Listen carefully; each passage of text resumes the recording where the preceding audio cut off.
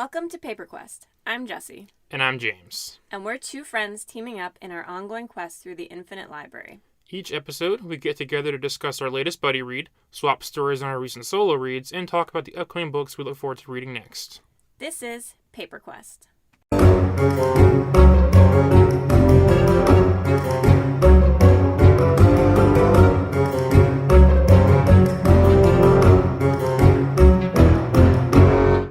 Alright, so this is our first revamped side quest, I think, right? So we're going to go over just our solo reads. Yep. Before we get started, we just want to go over our social media. Remember that we do have a Facebook and Instagram. Facebook does have the schedule for upcoming releases. And we have a $1 Patreon if you want to support the show and get episodes early. And please rate and subscribe wherever you're listening to this podcast so you can hear our future podcasts and what we've been reading. So let me start by asking how many books are on your list today? So technically it is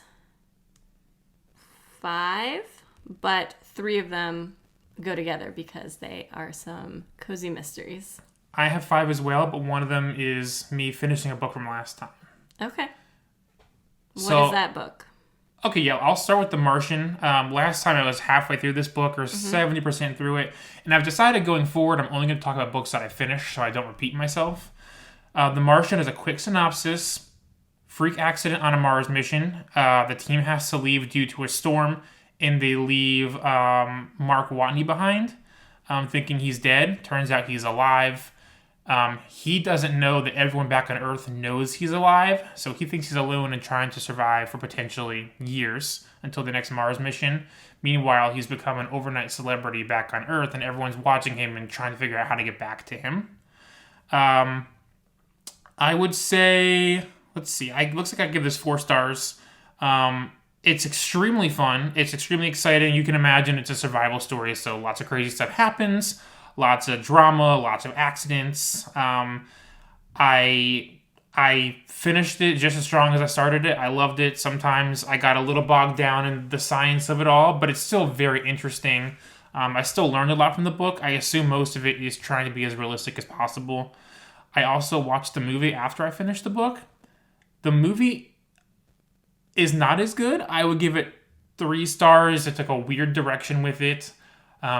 They had the same ending, but the journey to the ending was different from the book. I think they tried to Hollywoodize it a little bit more. Yeah. But I would highly suggest it. 4 stars, tons of fun. Read the book first before you see the movie, if you watch the movie. Nice. So the first book I'm going to talk about is called American Royals, and it is, I believe, the first of maybe 4 books by Katherine McGee.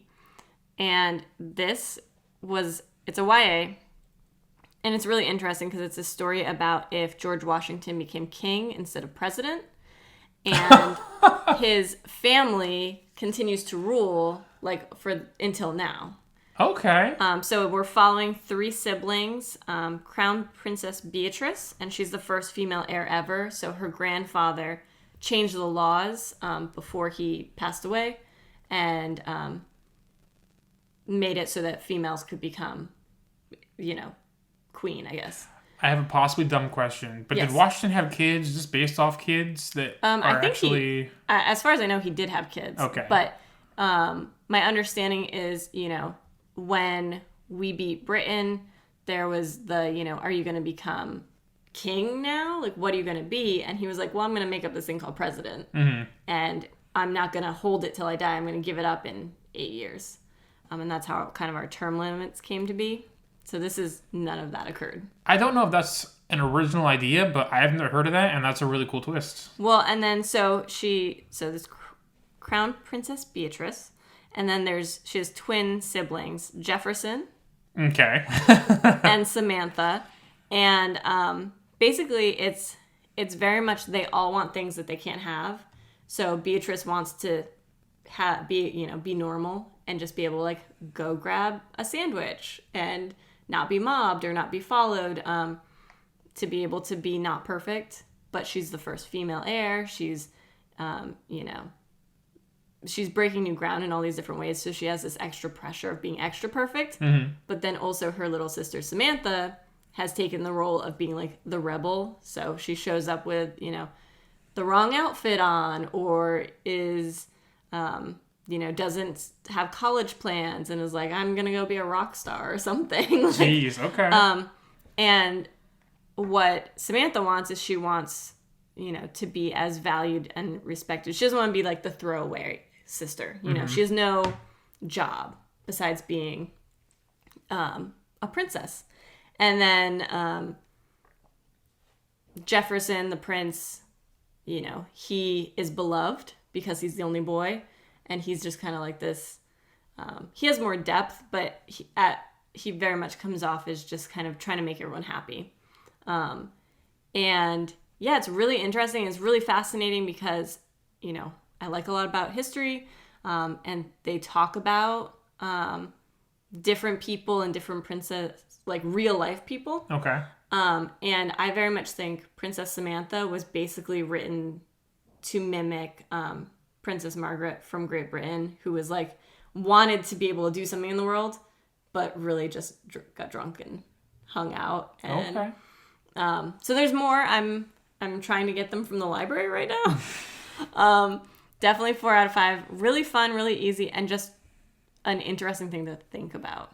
And it's set so like Prince Jefferson goes on a date with this friend that they've known their whole lives. Prince Jefferson, that's so funny. And they go to Wawa because it's her favorite place to eat. And so like, and he's like, what is this amazing place? What is this milkshake you speak of? And like, not like that, but that's kind of the vibe of like, yeah, I've never been here because I'm not allowed. Yeah. And so it's fun too. It's like those little things. So does it get cringy? It sounds like I'm gonna get cringy.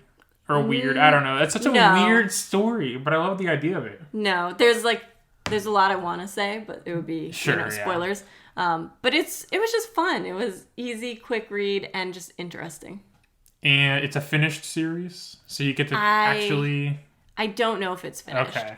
There is like a 0.5 that I haven't read, so I have to go find that. There's like There's like a novella somewhere, so I gotta go find that one too. I have a love-hate with novellas and stories that already exist, because I'm just like, I don't like these in-between stories. All right, my next one, I went back to Brandon Sanderson. Okay. I'm back in the Cosmere. If you don't know what the Cosmere is, go back a few episodes in our side quest. There's a Cosmere primer. Basically, it's his shared universe, but you did not have to read any books in any order to follow along. I'll start with my rating. I gave Mistborn book 1 of 3. It's a trilogy. 4 stars out of 5. It is amazing, but I have read these books before a long time ago, and I do know what's to come, and the 5s are coming, so I didn't want to give it a 5 just yet. Basically, in Mistborn, there is this girl, Vin. She grew up as a Ska, S-K-A-A. It's like this world's version of being poor, being a slave, being beneath others. And there's also royalty, nobility in this world, and the nobility look down on the Ska, but with the true thought that they are lesser people. Like, they truly believe they are not the same as them, inside and out. So it's not just that they're assholes, they think there's something wrong with them. Yeah, it's cultural. Yeah. This whole place is ruled by the Lord Ruler, who is supposed to be invincible. No one has really any proof, but he's survived getting shot, beheaded, all sorts of things, so they're pretty sure he's invincible. Mistborn. So Vin, she discovers in the very beginning of the book she's a Mistborn, the name of the title. This means that she can use allomancy, which is this world's magic system. Basically, there's different metals. There's 10 different metals that you can swallow, like gold and copper and stuff like that. And each metal has, let's see here, basically like pairs. So one metal does this, there's an opposite metal that does the opposite effect. And there's 10 of them. And what they do is they will shave it down into little beads or little things and put it in alcoholic solutions so that they can drink it. And they can store up these metals in their body and burn it when they want to use it to make different things happen. Enhancing your senses, giving you extra strength, manipulating metals around the world, So in this world, it's kind of a dead world. So no one has seen a flower. Flowers are in pictures, but no one knows if they're real. The grass isn't green, the sky isn't blue. Every single day and night, there's ash falls instead of rain falls, and the world just piles up with ash. And the Skaldwans have to clean up the road, shake it out of trees. Like the world is just garbage for some reason. Mm-hmm. And this is considered like a legendary period in this world. Like each Mistborn trilogy jumps ahead, so this is like the legendary period. And then the next one is way more modern. And then the next trilogy is going to be like their version of the 80s almost. And then the final one is going to be their space age. So this is the legendary period. And every trilogy past that, like these people are legends and myth. So we're reading the legendary period of Mistborn right now. So nobility is a big deal in this book. Vin joins a rebel group. And they decide to pose as nobles, with Vin acting as a young cousin of sorts. To one of the noble household leaders. And she meets Elend of House Venture. Elend is someone who dislikes his father. Elend doesn't like the whole nobility scene he's a part of. The nightly pointless parties and balls and stuff. He always just finds a corner and brings books to read just to spite his family. He's extremely attractive. If he wanted to, he could be like the life of the party. He chooses not to be.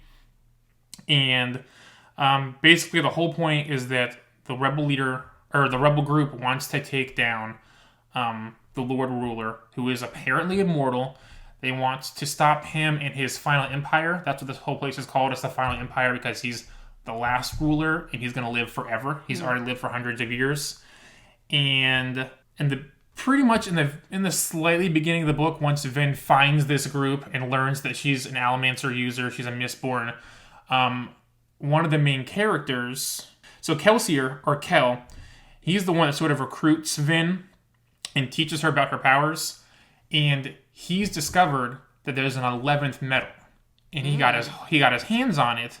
It's extremely rare, no one knows where it comes from in the beginning of the book, and he thinks whatever it does could stop the Lord Ruler, but they have to discover throughout the book what the 11th metal does. You can't just swallow it and use it, because if you take too much or too little, it could kill you. You have to know how it works. So that's the main point of this book. The book ends in a place where you would think like a trilogy would end. You're like, wait. Like, if this is the end of this book, what are we doing next? Like this is crazy. So 4 out of 5 stars. If this is my first time reading this and I hadn't read the others, it would be 5 out of 5. But I know where the series ends, and it's insane. So that's where I'm at with that one. So my next 3 books are a continuation of some books I've talked about previously, which are the Cape Bay Mysteries by Harper Lynn. These are the books where Francesca Amaro owns a local coffee shop, and she solves mysteries and murders that are happening in her small town. I listen to them. They're literally 4 hours, like, not sped up, and I, put them to 1.5 speed or whatever. In general, I give these an average rating of 4. I think there was one in there that was a 3. They're really cozy, really fast, and I like that, we've talked about this before, but solving the mystery is achievable. It's not like, some random person. You're generally able to go, well, that person, was weird. Maybe there's reasons. And I like at the end, they always have some sort of like meeting between her and her really good friends, and one of which is the like police chief, and they go, well, how did Fran figure that out after she's been like clocked in the head by the bad guy because she's stumbled upon something that she shouldn't have, and they go through the whole thing and kind of lay it all out for you, so that if you did miss something or the like clues, that they were still they sum it up for you. Yeah. And you're like, oh, that did make me feel that way. So yeah, they're really fun. I'm listening to them on Libby. My library has them. And it's funny because like I'll finish one and put the next one on hold. And within like a day, it's like, all right, here you go. Because they're so quick, like 4 people could listen to them in a day, I think there's 9 total. And I'm pretty sure it's over a year's sequence, because we just these ones were Thanksgiving, Christmas, and New Year's. Okay. So, yeah. Yeah, I saw your Goodreads again, and it was just like one day. Yeah. Read, reviewed. Next day. Read, reviewed. I'm like, oh, girl, she's going fast. Okay. Yeah. So what else do you have? I have one more. I have a little... I don't want to call it a dud. It was an interesting book. So there is an author called Eoin Colfer, who I grew up on as a kid. He wrote all the Artemis Fowl books. Oh, okay. Which I just adore, and I know they're... if I read them again as an adult, who knows, right? But he wrote an extremely adult novel called Highfire a while back, and I've always wanted to read it. I just put this one on audio. I'm not sure how to describe this book. What I'll say is this. This is not a bad book. I can tell it's well written. I can tell it's a good story, and it is highly reviewed on Goodreads, etc. But this story was not written for me. Okay. I rated it 2 out of 5 stars because it just wasn't. I was not the target audience. Mm-hmm. It takes place on our modern day Earth. Like they'll mention Netflix and stuff. Like it's our Earth. It takes place down on the bayou in Louisiana. There's this dragon named Vern, short for Wyvern. Go figure. He used to be called Highfire back in the day when dragons were big and popular and known. He's like a vodka drinking, cigarette smoking, TV watching dragon who may or may not be the last of his kind. He just hides out in his place in the bayou so that he's not spotted. It's very much like the Loch Ness Monster, like, ooh, fuzzy picture, ooh, what was that? Yeah. Is it real sort of deal? Meanwhile, there's this kid named Squib. That's an interesting name. He sees something he shouldn't have. He sees a crooked cop do something crooked. The cop finds out that he saw it, so the cop is out to get him. Vern happens to see the kid, saves him at the last second, and flies off with him, and it becomes this journey of this dragon and this kid who are trying to stop the crooked cop. And it's just a whole lot of weirdness. It's just this swamp story with lots of crocodiles and language and alcohol and just weird things going on. And not your cup of tea. Then it ends. And I'm like, that was a story that I read. It was not for me. It was very funny. It was very humorous. But I was like, okay, I will probably forget everything about this book in a month or two. But yeah, that was my probably one bad read. I gave it 2 out of 5. So I had one more, and this was Wicked Beauty by Katee Robert. So this is the 3rd book in the Dark Olympus series. So the first one was Hades Persephone. Oh, yeah. The second one was Eros and Persephone's sister, whose name I can't remember right now. The third one was Helen of Troy. So she's the face that sunk 1,000 ships. And it's Helen of Troy, and then Achilles and Patroclus.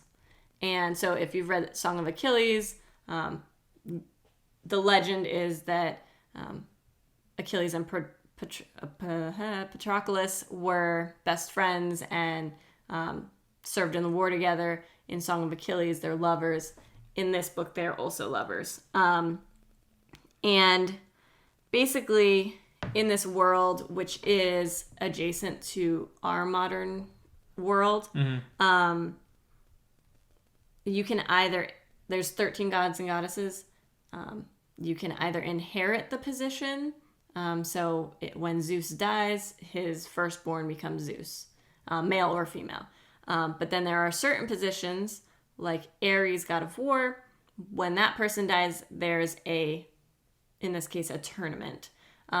For like Aphrodite, I believe it's like the most beautiful and like voted on in a sense.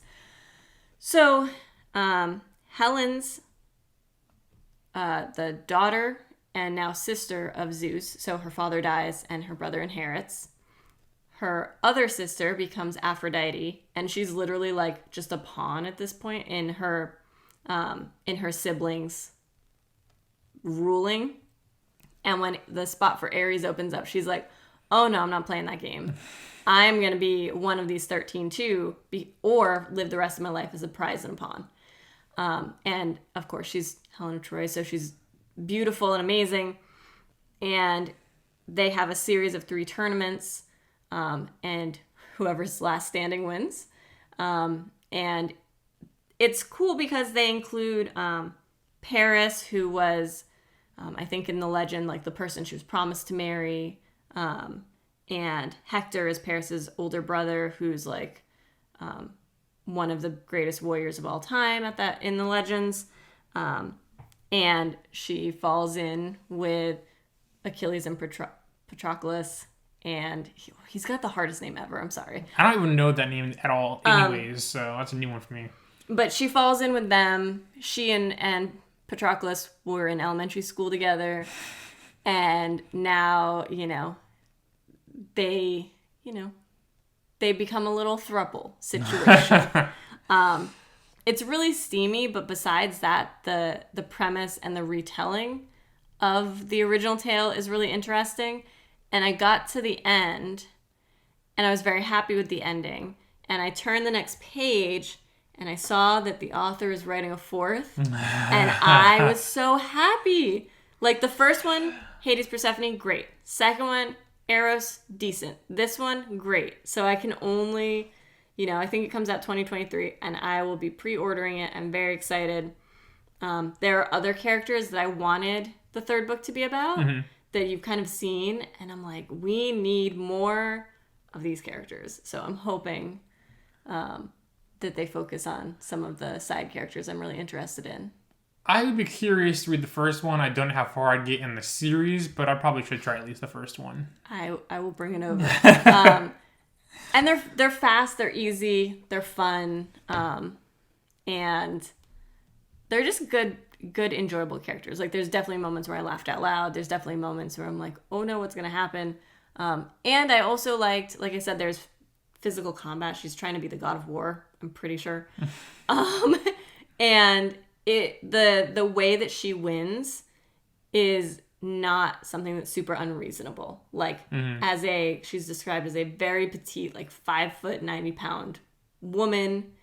And the way that she, achieves the things she achieves, all makes sense. So. Okay. Very nice. I have two, but one of them is really short and easy to describe. It's part of a series I've been reading since before this podcast started. I'll do the surprise one that I read. I went to our local bookstore a few weeks back, and I saw this, and I was like, that looks interesting. I'll pick it up. It was nonfiction, which I never do. Wow. So something different for me.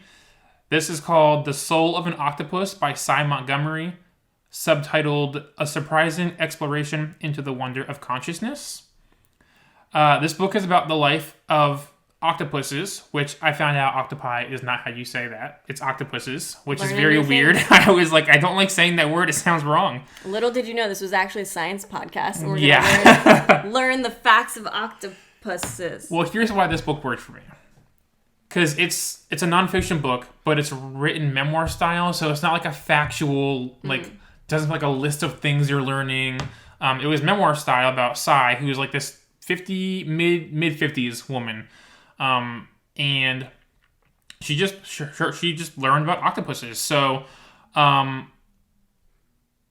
basically we meet a few different octopuses throughout the book. We experience the birth, death, transport, etc. A lot of it takes place in an aquarium near where she lives. I'm sure you've heard octopuses are really good at escaping their confines. They're Finding Dory. Yeah, like in Finding Dory. They're giant creatures, but they have no bones, and they can fit through a 2-inch hole. And honestly, Googling a little clip on YouTube, it's really intriguing to watch because they are smarter than you would think. Yeah, you grow up learning about octopuses and how smart they are, and you hear little facts like that. And it's dangerous because if they get out, it's not like it's bad because they can't get back in and they'll die. And there is an octopus in the book that dies because of that. They don't, because I guess there's always every 4 hours this aquarium to go by and check everything, and they have to make sure vents are closed and handles are locked and all the little things. And people that work at aquariums always apparently say in this book, they're just we built this for an octopus, but there could be one tiny little thing that's too big for them. You don't fully latch the latch or something. Well, there could even be things they have to fix the tank so that there's they're being self-cleaned. There has to be pipes, and everything has to be closed in some way, but the pipes still have to work, and things still have to flow. So you can't close every little hole. So it's like this constant fear of like, you're going to come in the next day, and it could be gone, or in a tank somewhere else. And it's just like a 24/7 job. Octopuses are very smart. Apparently, there's now a manual of like toys built for octopuses. They legit just let them play with Legos. I didn't know that. That's so funny. I will be Googling that later. And I've never felt more for an octopus or been more intrigued by an octopus than I have my entire life in this book. Sai goes on a journey to learn about how to scuba dive, which is, I mean, you can expect it is an evolved process. Mm-hmm. But even once you learn it, there's so many things in scuba diving that might just not work because of your body or the way you move your lips or the way that your ears work. It's just like, it's crazy. So it's just her journey with the aquarium and scuba diving and meeting friends and learning about octopus events and the way their minds work. Like their tentacles, every single sucker can pinch and grab. Their tentacles hold 2/3 of their neurons. So like they have brains. Mm-hmm. But most of it is in their tentacles. Okay. Their tentacles can taste, smell, grab things. If a tentacle was cut, it will still do its job because it still has neurons. Yeah. It's just a fascinating book. I learned so much, and if I could find more books like this, I'd be very intrigued. There's so much to learn in here. You learn more about how, like, they can blend in with their environment and change colors on the fly. But I don't want to say like spoilers because it's not like a story. This is all facts. But it's good to just read this book and learn so much that seems like unimportant, but you're just like, wow, like that was a journey to read that book. I'm definitely intrigued. Did you say what was your rating on that? 4 out of 5. 4 out of 5? Mm-hmm. I'm definitely interested. Yeah. That is not a book I would pick up, but...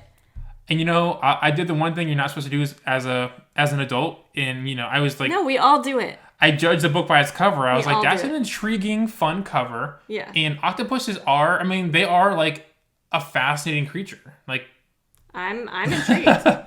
So yeah, I highly suggest it. You will feel happy, delighted. You will feel extremely sad at parts. But that is The Soul of an Octopus. Nice. And you have one more, right? One more. I'll fly right through it. Terry Pratchett has a book series called The Discworld. They're all extremely short, extremely easy, extremely humorous. You've read Hitchhiker's Guide now by Douglas Adams. Terry Pratchett is Douglas Adams for fantasy instead of sci-fi. This one was the Wyrd sisters, Wyrd, Wyrd. Story of 3 witches, Discworld. We've talked about it before. Yes, I've done 2 or 3 books now. Yeah. In Space is a galactic-sized turtle. On the back of the turtle is 4 elephants. On the back of the 4 elephants holds the Discworld. And every book has a different story on this world. They don't necessarily connect. You can read them in any order. I'm reading it chronologically by publishing date, how they came out. Very fairy tale magic system. Like, magic is here because magic. And we can do spells, and we brew potions. So, Story of 3 Witches. This one is very Shakespearean-inspired. I noticed it immediately, although I had to Google what they were making fun of and stuff. A lot of Hamlet in here, apparently. Basically, King Varence is killed by his cousin to take over the throne. King Varence exists as a ghost now in the story. 3 witches take Varence's newborn and the crown and have to hide the newborn away until he becomes of age to rightfully take the spot back. The witches are funny. There's one, like, they're gonna give the kid to a troupe, like a what do you call it? A troupe, right? Like they put on plays. Traveling troupe. Yeah, a traveling troupe. But before they do that, they have to watch the play so then they can approach him after the play. And one of the witches doesn't know what a play is, so there's death and stuff, and she's freaking out, and everyone's like, yo, calm down. Like, it's all very funny stuff. But it's just a fun story. They're always good times. I think I've given almost every single one 3 stars out of 5 so far because they're just fun novels. Like, they're not just... They're good 3 out of 5s. I would always recommend it. They're really funny. That's it. That's Discworld right now. So it sounds like we had a very good week of reading, or a couple weeks.